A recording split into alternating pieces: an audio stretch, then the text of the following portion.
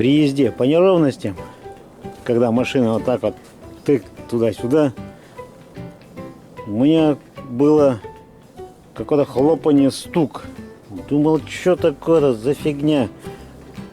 Прямо едешь нормально, ну такие кочки, а как вот колыхает машину влево-вправо. Бум, бум, бум, бум, хлоп, хлоп, хлоп.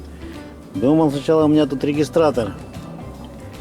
Провода этих хлопают, что ли. Вот удары такие сильные были. Сам никак не мог определить. Посадил соседа на заднее сиденье. Я говорю, давай, слушай, где что хлопает. Так, он, давай тормози. Давай скроем вот этот лючок. Что-то там. Я сейчас тоже все закрепил вот стяжками. А было что? Вот этот кабель, он вот так вот проходил. И на нем висела кусок шумки, шумоизоляционного материала. Ну, видимо, когда шумку делали, этой шумкой прикрепили, вот даже, наверное, след остался. Вот этот. Кабель приклеили вот этой шумкой к этой шумке. Вот. Ну, она, естественно, отпала. След вот остался. И вот она туда-сюда. Хлоп, хлоп, хлоп об этом пластмассу. И довольно здорово хлопало. Хлоп, хлоп, хлоп, хлоп. Ну, блин, это по всей машине отдавалось. Ну, вот такая вот фигня.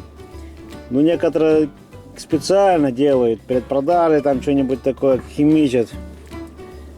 Но этот у меня у знакомого брал машину, этого сам ничего, конечно же, не делал. Ну, вот случаи такие были, даже могу рассказать. Так, ну сейчас я все вот стяжкой тут. Два маленьких отверстия. Тут и там. Здесь вот провод, здесь от омывателя заднего стекла. Тоже тут не закреплено никак было. Тоже стяжкой закрепил. Здесь закрепил, ничего не болтаться, сейчас ничего не стучит. Сейчас все прекрасно. Несколько лет назад такой случай, байка не байка, но такой случай в народе ходил. Рассказы. По-моему, в интернете я видел. Купили парни газель. И вот хлопот и хлопот, стучит и стучит по кузову что-то. Они что-то только не делали. Все перебрали, всю машину. Вот потом также точно посадили эксперта такого в салон. Вот они едут, у них стучит, гремит. И оказалось, что в стойке что-то гремит. Пришлось эту стойку сваркой разрезать. И что вы думали? Там на проволоке привязана гайка и записка. Ну что, нашли? Где стучит? Вот такие случаи, не знаю, это правда, неправда, но, по-моему, я даже видел это фото с этой гайкой. Не знаю, может, это придумано. Ну, вот такой случай был. А у меня был опять другой случай в моей практике. Вот. Купил я ВАЗ-2104, четверка, такая машина дочери. Она одну четверку искатала.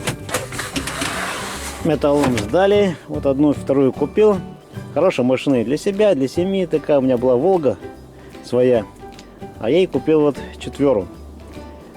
И думаю, дай-ка сзади посмотрю, что там поди обработать надо. Также дверь эту открываю, заднюю, пятую. Здесь обшива с этой стороны вскрываю, с той стороны вскрываю. Смотрю, там железо, ну там мобилькой мазать.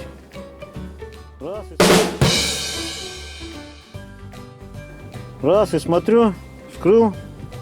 Смотрю, там пакет черный. Ну, думаю, что такое там за подарок, блин, или чтоб не гремело, может, кузовное железо засунул-то что-то. Достаю пакет, и что вы там думаете лежит? В этом пакете лежит пакет молока и картошка. Специально засунуто, чтобы, когда пакет порвется, молоко воняло, прокисшая картошка то же самое гнила, чтобы новый хозяин автомобиля нюхал всю эту прелесть. Ну, слава богу, вот этот пакет, он не порвался, молочный. Картошка вся уже засохла от старости. Вот. Пошел я к мужику, к тому, который мне продал. Я говорю, что это такое, с Батыка что дошел? Не ты ли ты мне засунул? Хотя я ему все деньги отдал до копейки, там никаких, ну что, хорошее. В отношениях с соседями. Ну, да ты что, Николай, ты что, разве мог я такое сделать? Вот после этого рассказа он поехал, нашел того, ну, предыдущего хозяина, у которого тот брал машину-то 4, нашел ведь его, поехал и начал с ним разбираться. Ты, говорит, что ты мне продал машину-то с таким подарком? А тот отпирался. Нет, не я. Ну, кажется, может и не он. Может, предпродажная подготовка. Кто продавал, может, он плохо заплатил там тем мужикам, которые готовили к предпродажной подготовке 4. Ну, 4 была как новенькая, конечно. И я уже брал, она в отличном состоянии была. Вот такие подарки делают.